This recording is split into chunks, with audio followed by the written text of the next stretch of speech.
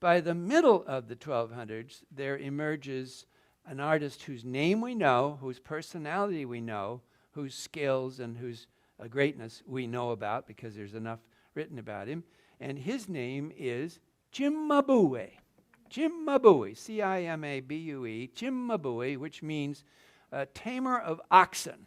The bue are the oxen, the cima is on the top. So if you think of the Minoan dancers, the bull dancers, that's exactly what this refers to. Is obviously it's a nickname, but it implies that Cimabue was somehow daring and would dare jump on top of an oxen and tame him. So Cimabue, and his life dates are roughly 1240 to 1302. So during Dante's lifetime, and he dies in 1302, so he's alive during Dante's lifetime. He's in Florence, he's a Florentine, and this beautiful cross hangs in the church of San Domenico in Arezzo. So you're seeing the cross up on the ceiling over the high altar. Arezzo is a wonderful city to visit near Florence, 1 hour from Florence. And I'm going to show you that cross next to the older Pisa cross that we saw. And everybody here can see that all of a sudden it seems like this man has become aware of Byzantine art, of the Eastern vision of a Jesus on the cross.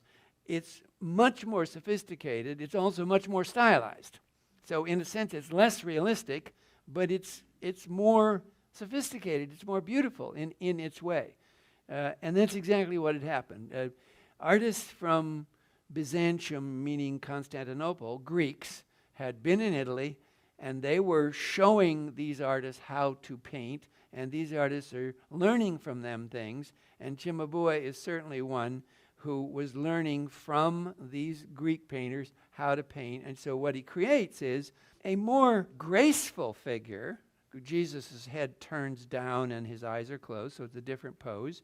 His arms are much more articulated. The S curve shape is more pleasing, right? Less simple. It's a more elegant stance, but it's also more stylized. So what's happened is the Italian artists have learned from the Byzantines how to do these things, and so the first thing they do is produce a very stylized Eastern-looking painting. There's a detail of the face, and you can all see that it's more sophisticated, more complicated, more elegant. The actual position of Jesus is sort of eyes closed, so it's a totally different look. But look at like his hair, for example. You see how beautiful the hair falls on the shoulders. All of these things. The face is much more interesting and complicated with different surfaces and different angles than those Pisa. So the first thing that happened was that these Greek influences caused the Italians to start painting like the Greeks. But the next thing that will happen is once they've learned the things that the Greeks have to teach them, they're going to go their own way. And so that's exactly what happens with Cimabue, that once he begins this cross, which is one of the earliest in Arezzo, the next cross, and he's right away asked to do another one, you see. These are huge works. These are works that you worked on for years. Incidentally, you will be wondering what the medium is. This is tempera, meaning the medium is egg yolk mixed with some other things, sometimes a little bit of oil, water. Egg yolk with the color in it on wood, and usually it was poplar. So it's very flat, very, very stable, and can last 800 years. Yes, and then the gold, is real gold. Yes, all the gold that you see around the edges is gold leaf, and as you know, you can still buy these crucifix crosses in Florence with gold on them, and they sell them all over Florence. Beautiful, handmade gold crosses just like this, with the real gold all around the edge. They're beautiful. So here is Cimabue, roughly 1250, where the figure is more complex, more elegant, more sophisticated, but also more Byzantine, more spiritual, more stylized. And now, then Cimabue does another cross. And the next cross he will do will be for Santa Croce in Florence, and this is the cross. Now, how about that? Everyone here can see, and everyone watching at home can see, that suddenly this figure of Jesus, by the same artist just a little bit later, inspired by those Greeks who had taught him, now has become much more physically believable, right? Everybody agrees, right? So the stylized surface is disappearing, and he's using his paint now to create, as much as he can, more and more and more, a real body. He's creating flesh-colored conditions. Just take one little example of how the cloth of the loincloth winds around his body and almost completely reveals the body underneath it. Well, this is the beginning of modern art. This is what the modern artists want to do, is put cloth around human beings and let you have some sense of what's underneath it. The arms, you can see the beginning of a real arm with a real muscle and with shadows underneath it. If we put up the Pisan cross, look at that. Isn't that amazing? All the different details. This particular artist, remember, he's painting on a life-size figure, so this is a huge figure. So if he wants to render a real body, he can, because he's essentially doing larger than life-size. So there they are, 50 years difference, 50, 60 years. That is a dramatic change in just 50 years. Now you're going to say, why? Why? Because people are saying to him and to the bishop and to the priest and to the people who are paying for this cross to go over the altar, and it might be a guild in the city, make it more lifelike. In other words, you have people in the society who want their work of art, if possible, to look more like life. So you have a whole series of pressures feeding into the idea that a good work of art is better and better and better insofar as it's lifelike. So Brunelleschi's discovery in 1400 is the discovery of a method to do what people are already asking him to do, which is make things seem lifelike. Now, here's another cross, and this is by his student, the next generation of painters in Florence. That cross that you're looking at is up in the ceiling over the high altar in Santa Maria Novella in Florence. And this is by Cimabue's student, and his name is Giotto. Giotto, Giotto. There is Giotto in the church of Santa Maria Novella in Florence, and his cross is even more lifelike than his master. Here is the figure on the screen hanging in the ceiling of the church. It's there right now. It's been there for 800 years. And if we put Cimabue's cross next to Giotto's, everybody here in this room can see how much more lifelike Giotto's work is. And so the influence of Giotto and his style will now be stronger because people will see this in Florence. And they'll go to other artists and they'll say, can you make a cross like Giotto did? Or they'll go to Giotto and say, will you make another cross like the one you did for Santa Maria Novella? And then soon there are other churches with other crosses that look like this, and then more artists see them. And then, so the revolution here that you're looking at is very fast. From 1300 to 1350, the way that Giotto creates the figures I'm going to show you influences other artists very, very fast. Here is Giotto's Christ. Isn't that extraordinary?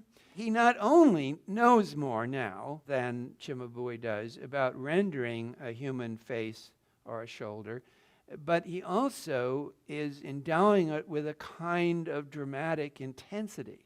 So like the shadow on the face, look at the shadow on the face and how he intentionally has a darkening shadow along the hairline. He has a darkening shadow under the eyes. He has a darkening shadow under the nose and the chin, increasing the sense of darkness, increasing the sense of suffering, increasing all the different aspects of Jesus on the cross. So there's another step, another amazing step from Cimabue's beautiful cross in Santa Croce to Giotto's extraordinary cross in Santa Maria. Look at those two together. Just a matter of 20 years or so difference. And yet people are looking at the Giotto cross and they're saying, I like that. Do it like that. See, do it like that. In other words, you have a society, a whole society, Florentine society, and then other cities too, where people are saying, I want it like that.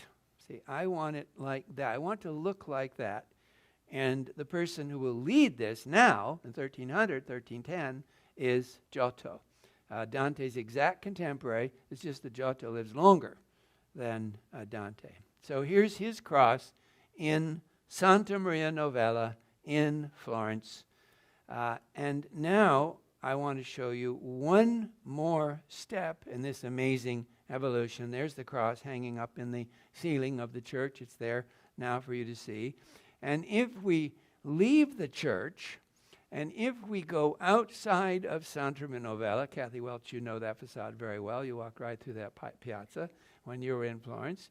And if we just go around the corner, just a block or two around, and come to the Church of Ognissanti, we will see another Giotto cross that was lost for hundreds and hundreds and hundreds of years. It just sat in a storage room, and nobody knew that it was Giotto's cross.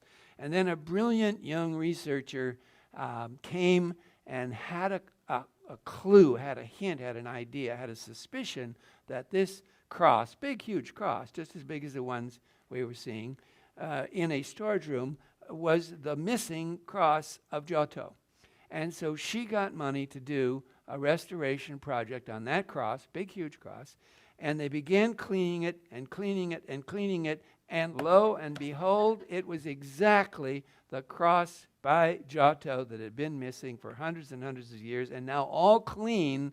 It was better than anything else. It was better than anything that anybody had ever seen from Giotto, and there it is hanging in the Church of Ognissanti now with great spotlights on it. And here they are cleaning it, and if you look at the upper section, look at his face, look at Jesus' face. See how dark it is? See, you can see where the hair is, and then the whole side of Jesus' face is all black. Well, that's how black the whole painting was. Everything was black. And she guessed that that's what that was, and she turned out to be right. And by 2010, it was all clean and ready to be hung back up in the church. Look at that. Have you ever seen blue any more beautiful? And that's 700 years old. This is Ognissanti, meaning all saints. Ognissanti, all saints in Florence. You can visit it. There's a piazza right in front of it called Piazza Ognissanti, so you can easily find it. So there's the cross on the high church over the altar. And here's just some details because I want you to see how much more human this Jesus is than the ones before. There's the full cross. Look at the isn't that blue just spectacular? And that's just exactly, yeah. And look at this body. Look at the detail of the body. Look at the very, very realistic rendition of the hips and the loincloth and his hair and the rope around his hair holding his chest, his abdomen, all these things there. Look at that. Look at that. Yeah, it's flat. Yeah, flat and smooth. Yes, flat and smooth. You can see a few little cracks. There's a crack right down there through the middle there. If we put up his own work of just a few years before, look at the two. Look at the two. Isn't that amazing? I know I'm repeating myself, aren't I? And amazing. I have to have a new word. But look at those two. And look at his Ognissanti cross on the right. And look at how he's refined the face and refined the head and refined the hair. Just take the detail of the hair and how he's given you more a sense of hair falling onto the shoulders or the chest or the arm. Look at his arm. Look at his shoulder and his arm and the shadow underneath the arm. There is his beautiful cross, and there's the full cross. It's just unbelievable the journey that has been made from Cimabue, his teacher, to Giotto's figure of Jesus on the cross in just not even 100 years. So a revolution in 50 years. So that's the Ognissanti cross in the Church of Ognissanti, which you can see now thanks to this wonderful breakthrough and all the work of our researcher. So there we are, the two crosses, the Pisa cross where we started, and now Giotto's incredible Ognissanti cross.